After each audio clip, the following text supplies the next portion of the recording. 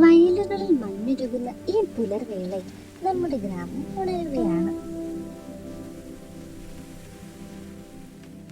മാധവൻ ചേട്ടന് ഇതൊരു പതിവാണ്.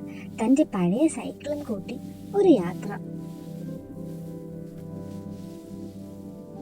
ഓരോ ഗ്ലാസ് കടുപ്പമുള്ള ചായയും ഈ കാണുന്ന പച്ചപ്പും, ഇതിലും വലിയ എന്ത് സന്തോഷമാണ് വേണ്ടത്?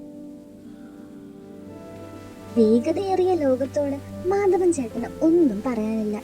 അയാൾക്ക് തന്റെ വേഗതയിൽ സഞ്ചരിക്കാനാണ് ഇഷ്ടം. ഓർമ്മകളുടെ മധുരമുള്ള ആ ഓറഞ്ച് മിഠായി ഇന്നും ആ സഞ്ചിയിൽ ഭദ്രമായുണ്ട്.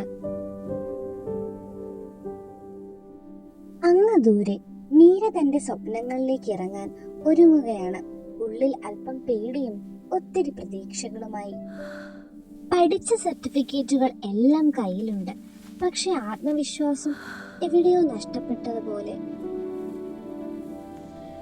പതിവ് കാഴ്ചകളോടെ വിട പറഞ്ഞ് അവൾ പടിയിറങ്ങുകയാണ് ആദ്യമായി നഗരത്തിലേക്ക്.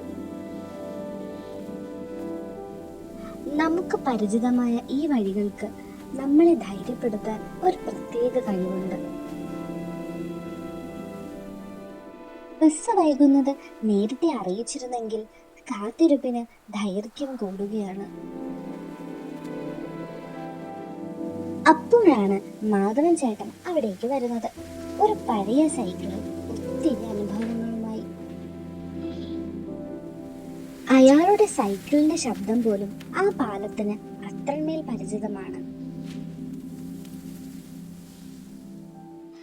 ചില മനുഷ്യരുമായി സംസാരിക്കുമ്പോൾ നമ്മുടെ സങ്കടങ്ങൾ പാതി കുറയും. മാധവൻ ചേട്ടനെ പോലെ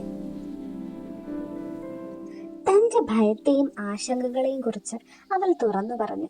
ആ വലിയ ലോകത്ത് താൻ ഒറ്റപ്പെടുമോ എന്നൊരു ഭയം അവളുടെ ഉള്ളിൽ നിറഞ്ഞിരുന്നു. മാധവൻ ചേട്ടൻ ഒരു ചെറിയ പുഞ്ചിരിയോടെ തന്റെ പഴയ ജീവിത കഥകൾ പങ്കുവച്ചു.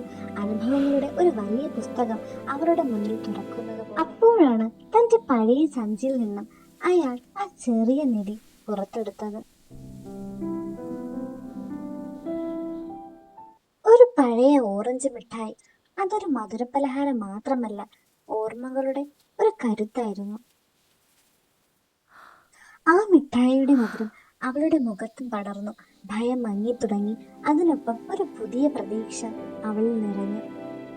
ആ മിഠായിയുടെ മധുരത്തിനൊപ്പം അവളുടെ ഉള്ളിലെ കയ്പും അലിഞ്ഞു ഇല്ലാതായി. ഒടുവിൽ കാത്തിരുന്ന ആ വണ്ടി എത്തി. ലക്ഷ്യങ്ങളിലേക്കുള്ള ആദ്യ ചവിട്ടുപടി പോലെ. വിട വാങ്ങുമ്പോൾ അവളുടെ ചിരിയിൽ പഴയ ആ പരിഭ്രമം ഉണ്ടായിരുന്നില്ല. മറിച്ച് വിജയിക്കുമെന്ന ഉറപ്പായിരുന്നു. കാറ്റിൽ പറക്കുന്ന മുടിയിഴകൾക്കൊപ്പം അവളുടെ സ്വപ്നങ്ങളും ചിറക് വിരിച്ചു. നഗരത്തിന്റെ തിരക്കുകൾ ഇനി അവളെ പേടിപ്പിക്കില്ല. അവൾ അതിനായി തയ്യാറായിരുന്നു. അവൾ നടന്നു കയറുന്നത് ഒരു ഓഫീസിലേക്കല്ല, സ്വന്തം സ്വപ്നങ്ങളുടെ സാമ്രാജ്യത്തിലേക്കാണ്.